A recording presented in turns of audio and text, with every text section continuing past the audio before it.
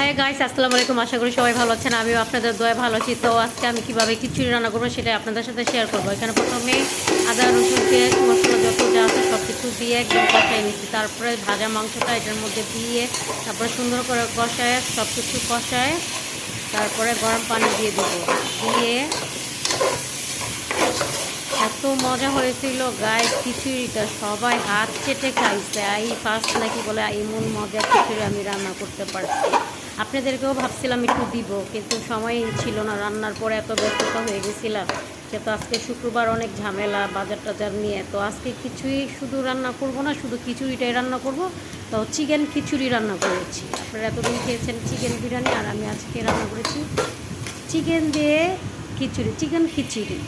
এই যে সুন্দর করে মাংসটাকে ভেজে নিচ্ছি, তারপরে যে চালটা আমার কষানো শেষ, তারপরে মাংসটা দিয়ে দিব, দিয়ে গরম পানিটা বাস ঢেকে রাখবো। তারপরে দেখবেন আমার খিচুড়ির আসল লোক। এত মজা হয়েছে গাইস, বলে বুঝাইতে পারবো না। হাত একদম চারটা, মনে হয় যে আমার হাতও চারটা খায়া ফেলতেছিল এরকম।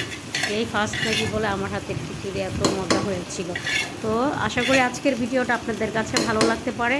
আর এইভাবে রান্না করলে খিচুড়িটা খুবই মজা হয়। আপনারা বাসায় ট্রাই করে দেখেন। আমার নতুন যারা আপুরা আছেন, যারা রান্না করতে পারেন না, এরকম রেসিপিটা ফলো করলে আপনারা রান্না করতে পারবেন ইজি মতো।